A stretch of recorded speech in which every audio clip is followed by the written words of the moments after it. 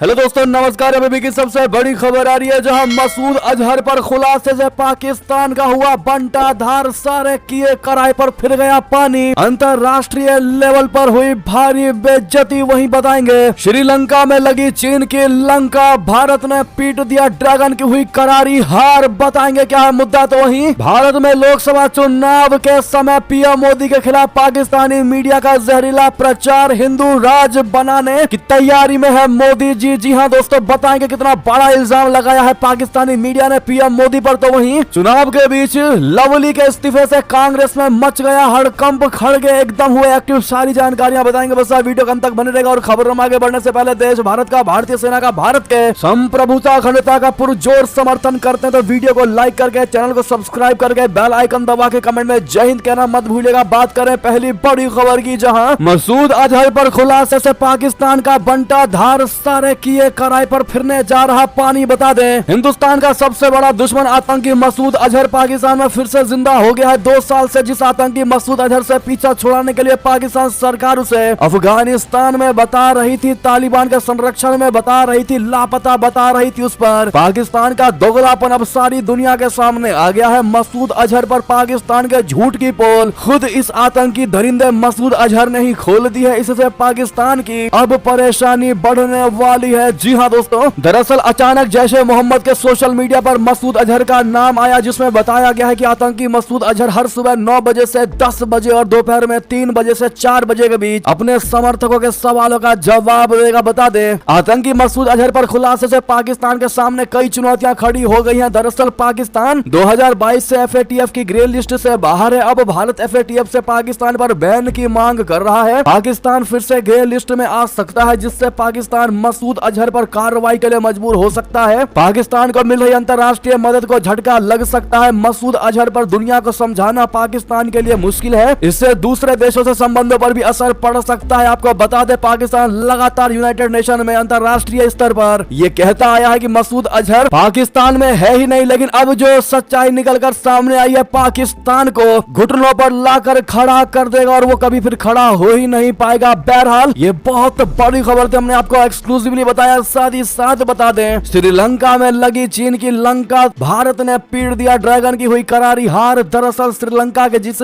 हम्बनटोटा बंदरगाह के जरिए चीन भारत को घेरने की कोशिश कर रहा था, उसी बंदरगाह पर बने इंटरनेशनल एयरपोर्ट के जरिए उसे बहुत बड़ा और तगड़ा झटका लगा है। दरअसल श्रीलंका के हम्बनटोटा स्थित राजपक्षे इंटरनेशनल एयरपोर्ट को श्रीलंका की सरकार ने भारत और रशिया की कंपनियों के हाथों में दे दिया है, जबकि इस इंटरनेशनल एयरपोर्ट को बनाने का काम चीन ने किया था और उसने इस पर करीब 21 करोड़ अमेरिकी डॉलर खर्च किए थे। हालांकि इस एयरपोर्ट पर काफी कम फ्लाइट्स आती हैं, जिसके चलते इस हवाई अड्डे से श्रीलंका की सरकार को काफी घाटा हो रहा था। लिहाजा 2016 से ही श्रीलंका की सरकार हवाई अड्डे के प्रबंधन के लिए भागीदारों की तलाश कर रही थी, जिसे अब भारत और रशिया की कंपनियां संभालेंगी। जी हाँ, गौरतलब है कि चीन इस एयरपोर्ट का रणनीतिक इस्तेमाल करने की फिराक में था, चूंकि ये भारत के बेहद करीब है। हालांकि अब चीन को बड़ा झटका लगा है, लेकिन इसके बावजूद चीन बाज नहीं आ रहा। मालदीव में चीन समर्थक मुइजू की पार्टी की जीत के बाद बीजिंग और माले के बीच फिर नजदीकियां बढ़ती नजर आई हैं, क्योंकि चीन ने एक बार फिर जासूसी पोत को मालदीव के समुद्री क्षेत्र में उतार दिया है। जी हाँ, लेकिन श्रीलंका ने तगड़ा वाला झटका दिया है चाइना को, और भारत के लिए बड़ी खुशखबरी की खबर थी, आपको बताया। साथ ही बता दें, पाकिस्तान की शर्मनाक करतूत आई सबके सामने। वैशाखी पर गुरुद्वारा साहिब में सिख विरासत का किया घोर अपमान। जी हाँ, दुनिया भर में सिखों द्वारा अत्यधिक धार्मिक उत्साह के साथ मनाया जाने वाला वैशाखी त्योहार ने एक बार फिर एक चिंताजनक मुद्दा सामने लाकर खड़ा कर दिया है, और वो है पाकिस्तान के अपने सिख अल्पसंख्यकों के प्रति असंवेदनशीलता। वैशाखी उत्सव के दौरान हाल की घटनाओं से न केवल उपेक्षा बल्कि सिख धार्मिक प्रथाओं और पूजा स्थलों के प्रति गहरे अनादर का पता चलता है। ऐसी ही एक घटना हसन अब्दाल में प्रतिष्ठित गुरुद्वारा पंजाब साहिब में हुई, जहां लाहौर में ब्रिटिश उच्चायोग कार्यालय के प्रमुख क्लारा स्ट्रॉन्डोज के साथ सशस्त्र सुरक्षा कर्मी और अन्य वरिष्ठ अधिकारी परिसर के भीतर जूते और टोपी पहनकर पहुंच गए। ये सिर्फ एक छोटी सी चूक नहीं है, बल्कि सिख सिद्धांतों का घोर उल्लंघन है, जो गुरुद्वारे में सम्मान के संकेत के रूप में जूते उतारने और सिर ढकने का निर्देश देते हैं। यही नहीं, पंजाब की मुख्यमंत्री मरियम नवाज की छवि को पहले सिख गुरु नानक देव जी से भी बड़ा दर्शाया गया। एक सिख पूजा स्थल में एक धार्मिक नेता के ऊपर एक राजनीतिक व्यक्ति को रखने का यह कृत्य आस्था के अनुयायियों के लिए बेहद अपमानजनक है। ये व्यवहार के एक परेशान करने वाले पैटर्न को रेखांकित करता करता है जो धार्मिक पवित्रता पर राजनीतिक कल्पना को प्राथमिकता देता है। इसके अलावा जख्मों पर नमक छिड़कते हुए पीटीआई के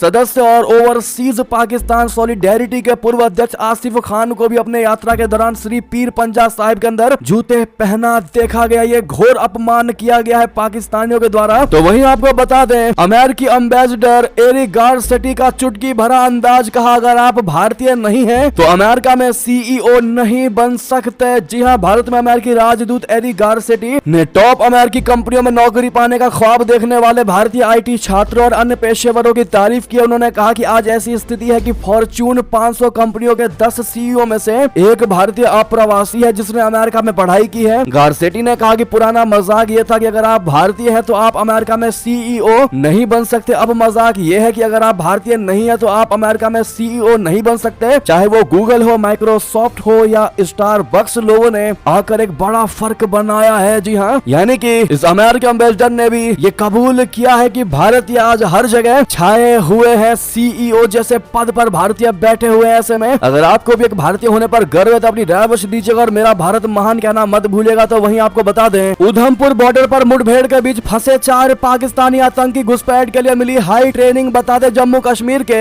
उधमपुर बॉर्डर पर सेना और आतंकियों के बीच मुठभेड़ जारी है। जानकारी के अनुसार 4 पाकिस्तानी आतंकी इसमें फंसे हुए हैं। इन्हें घुसपैठ करने के लिए हाई लेवल की ट्रेनिंग दी गई है। जम्मू कश्मीर के उधमपुर कठुआ बॉर्डर पर सर्च ऑपरेशन के दौरान आतंकियों ने सेना पर हमला कर दिया। इसके बाद सुरक्षा बलों ने भी गोलीबारी का जवाब दिया। सेना और आतंकियों के बीच मुठभेड़ जारी है। आतंकवादियों की गोलीबारी में ग्राम रक्षा समूह का एक सदस्य घायल हो गया। जम्मू कश्मीर के उधमपुर जिले के पनारा गांव में रविवार सुबह गोलीबारी की एक घटना में ग्राम रक्षा वार्ड यानी वीडीजी का एक सदस्य घायल हो गया। अधिकारियों ने ये जानकारी दी। अधिकारियों ने बताया कि गोलीबारी की सूचना बसंतगढ़ के पनारा गांव से मिली। उन्होंने बताया कि ग्राम रक्षा वार्ड के गश्ती दल ने यहां के वन क्षेत्र में कुछ संदिग्ध लोगों को देखा और उनसे लोहा लिया। संदेह है कि ये लोग आतंकवादी थे। जी हां, तो वहीं आपको बता दें, भारत में चुनाव से पाकिस्तान को मिल गया मौका। पीएम मोदी के खिलाफ पाकिस्तानी मीडिया का जहरीला प्रचार। भारत में चुनावों को लेकर पाकिस्तान ने शुरू कर दिया प्रोपेगेंडा। बता दें, भारत में लोकसभा चुनाव के लिए अभियान जोरों शोरों पर है। अभी तक 2 चरणों के वोटिंग हो चुके हैं जबकि 5 चरणों का मतदान अभी भी बाकी है। प्रधानमंत्री नरेंद्र मोदी जी लगातार तीसरी बार सत्ता में वापसी के लिए अभियान चला रहे हैं, तो विपक्ष बीजेपी को सत्ता से हटाने के लिए पूरा जोर शोर लगा रहा है। इन सब के बीच है पाकिस्तान, जो भारत में चुनाव को अपनी जहर की खेती करने के मौके के रूप में देख रहा है। पाकिस्तान कभी भारतीय नेताओं के बयानों को लेकर बेमतलब की टिप्पणी करता है तो कभी कश्मीर को लेकर जहर उगलता है। इस प्रोपेगेंडा में अब पाकिस्तानी मीडिया भी शामिल हो गया है। पाकिस्तान के मीडिया में भारत में हो रहे लोकसभा चुनाव को लेकर लगातार दुष्प्रचार जारी है। पाकिस्तान के प्रमुख अखबार ट्रिब्यून ने अपनी एक रिपोर्ट में भारतीय प्रधानमंत्री नरेंद्र मोदी जी प्रदेश को हिंदू राष्ट्र में बदलने की कोशिश करने का आरोप लगाया है। इस लेख में कहा गया है कि तीसरे कार्यकाल में जाने के लिए पीएम मोदी और उनकी भारतीय जनता पार्टी ने बहुसंख्यकों यानी हिंदुओं की भावनाओं को भड़काने में कोई कसर नहीं छोड़ी है। इस रिपोर्ट में पीएम मोदी का राष्ट्रीय स्वयंसेवक संघ से संबंधों का जिक्र करते हुए आरएसएस को कट्टरपंथी संगठन बताया है। जी हाँ, रिपोर्ट में नरेंद्र मोदी के गुजरात के मुख्यमंत्री रहते हुए 2002 के दंगों का जिक्र किया गया। इसमें कहा गया है कि इन दंगों में आरएसएस की प्रमुख भूमिका थी, जिसके चलते हजारों मुसलमान मारे गए और लाख से ज्यादा विस्थापित हुए। ट्रिब्यून ने लिखा कि पूरे घटनाक्रम के दौरान मोदी ने चुप्पी साधे रखी और दंगों को रोकने के लिए कुछ भी नहीं किया। रिपोर्ट में गुजरात को मुसलमानों के खिलाफ मोदी का पहला राज्य प्रायोजित कार्यक्रम बताया। इसमें गुजरात को हिंदू राष्ट्रवाद की प्रयोगशाला कहकर संबोधित किया गया। यानी कि पाकिस्तान पूरी कोशिश में लगी हुई है कि लोकसभा चुनाव में मोदी के इमेज को खराब किया जाए और पीएम मोदी को किसी भी कीमत पर अगला प्रधानमंत्री न बनने दिया जाए। लेकिन क्या लगता है दोस्तों आपको, क्या पाकिस्तान के इस जहरीले प्रचार को देखकर, क्या उसके बुरे मंसूबों को देखकर, उसके षड्यंत्र को देखकर क्या भारत की जनता कभी भी उसके जाल में आ पाएगी? कमेंट में लिखकर अपनी राय अवश्य दीजिएगा दोस्तों। आपके हिसाब से कौन होगा अगला प्रधानमंत्री? कमेंट में लिखकर जरूर बताइएगा। देखते हैं भारत की जनता की क्या है इस पर राय। साथ ही साथ बता दें, भारत के मुरीद हो तिब्बती बौद्ध ब्रदरहुड के अध्यक्ष ने क्यों कहा ऐसा? कहा पीएम नरेंद्र मोदी है महान नेता। जी हाँ, श्रीलंका के तिब्बती बौद्ध ब्रदरहुड के अध्यक्ष डॉक्टर दामेंडा पोरेज ने प्रधानमंत्री नरेंद्र मोदी जी की जमकर तारीफ की। उन्होंने पीएम मोदी को महान नेता बताया है। दामेंडा पोरेज ने कहा कि भारत सरकार ने बौद्ध गतिविधियों में सुधार के लिए श्रीलंका को 15 मिलियन अमेरिकी डॉलर का दान दिया, जो एक सराहनीय कदम है। समाचार एजेंसी एएनआई से बातचीत में डॉक्टर दामेंडा पोरेज ने कहा कि पीएम मोदी एक महान नेता है। उनके प्रधानमंत्री बनने के बाद बौद्ध धर्म का फिर से पुनरुत्थान हुआ है। हमने देखा है कि बुद्ध के अवशेषों को थाईलैंड की यात्रा पर ले जाया गया लिया। इससे पहले भारत के पवित्र बुद्ध अवशेष मंगोलिया और श्रीलंका की यात्रा पर भी गए थे। जी हाँ, तो वहीं आपको बता दें, भारत की यात्रा टालने के बाद अचानक चाइना पहुंचे एलोन मस्क। आखिर किस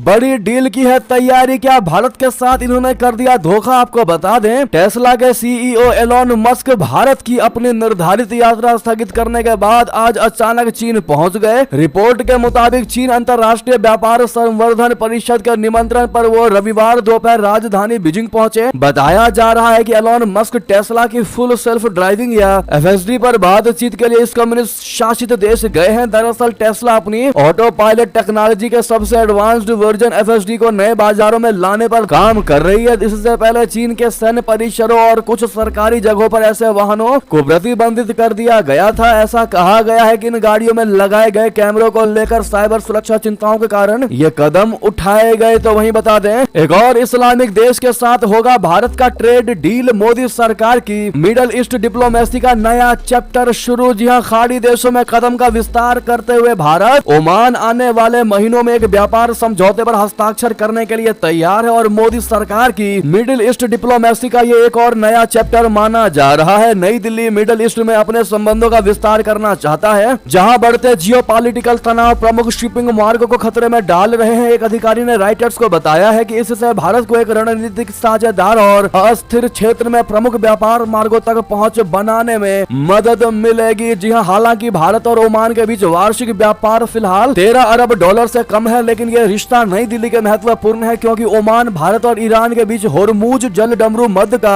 प्रवेश द्वार है, जो वैश्विक तेल शिपमेंट के लिए एक प्रमुख ट्रांजिट पॉइंट है। जी हाँ, ऐसे में भारत को आप लोग ऑल द बेस्ट कहना मत भूलिएगा इस नए चैप्टर में कामयाब होने के लिए। तो वहीं आपको बता दें, पाकिस्तान में जज भी नहीं है अब सुरक्षित। खैबर पख्तूनख्वा प्रांत में हथियार बंद बदमाशों ने कर लिया अपहरण। बता दें, पाकिस्तान में आम लोग तो दूर, खास आदमी भी सुरक्षित नहीं है। यहाँ के अशांत खैबर पख्तूनख्वा प्रांत में हथियार बंद बदमाशों ने शनिवार यानी 27 अप्रैल को एक डिस्ट्रिक्ट एंड सेशन जज का अपहरण कर लिया। पुलिस ने भी इस वारदात की पुष्टि की है। पुलिस के अनुसार जज का नाम शकीरुल्लाह मारवात है और इनका अपहरण अफगानिस्तान की सीमा से लगे टैंक और डेरा इस्माइल यानी डीआई खान के जिले के पास किया गया। डीआई खान एरिया के पुलिस उपाध्यक्ष यानी डीएसपी मोहम्मद अदनान ने कहा कि घटना बगवाल नामक गांव में हुई। जज का अपहरण तब किया गया जब वो ड्यूटी से लौटकर डीआई खान के पास जा रहे थे। तो वहीं बता दें, चुनाव के बीच लवली के इस्तीफे से कांग्रेस में मच गया हड़कंप। खड़गे ने वेणुगोपाल से कहा, अरविंदर से कीजिए बात। बता दें, कांग्रेसी अध्यक्ष मल्लिकार्जुन खड़गे ने कांग्रेस महासचिव संगठन केसी वेणुगोपाल को अरविंदर सिंह लवली से बात करने और दिल्ली कांग्रेस संकट को हल करने का रास्ता खोजने का निर्देश दिया है। अरविंदर सिंह लवली ने आज दिल्ली प्रदेश कांग्रेसी अध्यक्ष पर पद से इस्तीफा दे दिया है। इसके बाद से ही कांग्रेस पार्टी का अंदरूनी विवाद निकलकर सबके सामने आ गया। अरविंदर ने अपने इस्तीफे के दौरान लिखे गए 4 पन्ने के पत्र में इस फैसले के पीछे कई वजहों का जिक्र किया है। अरविंदर सिंह लवली के इस्तीफे के बाद कांग्रेसी नेता संदीप दीक्षित ने कहा कि मेरा मानना है कि उन्होंने जो भी कुछ लिखा है और पत्र के जरिए अपना दर्द व्यक्त किया है, पार्टी को उस पर विचार करना चाहिए। कांग्रेस के आला कमान को इसको सीरियसली लेना चाहिए। दोस्तों, अरविंदर सिंह लवली के घर के बाहर पूर्व कांग्रेसी विधायक आसिफ मोहम्मद खान ने लवली पर आरोप लगाते हुए कहा है कि अरविंदर सिंह लवली बीजेपी में शामिल होने वाले हैं। सुभाष चोपड़ा और रामवीर सिंह विधूड़ी के फार्म हाउस पर इसको लेकर बैठक कर रहे थे। आखिर आपके मन में सवाल होगा कि लवली ने इस्तीफा क्यों दिया होगा, तो बता दें, अरविंदर सिंह लवली पर कई सारे नेताओं को अनुशासनात्मक कार्रवाई कर हटाने का पहले से ही दबाव था, लेकिन आखिरी वजह बना कन्हैया कुमार का कार्यालय उद्घाटन का poster. Kanhaiya Kumar north east Delhi से कांग्रेस के प्रत्याशी और रविवार को उनके कार्यालय का उद्घाटन तय था, लेकिन कन्हैया के पोस्टर पर कांग्रेस के कई सीनियर नेता नहीं नजर आए, जिस पर पार्टी के अंदर नेताओं में काफी गुस्सा है। आपको बता दें, चुनाव के बीच अरविंदर सिंह लवली के इस्तीफे के बाद आम आदमी पार्टी और कांग्रेस दोनों में बढ़ गई है टेंशन। इस सवाल का जवाब है अब मुश्किल की कैसे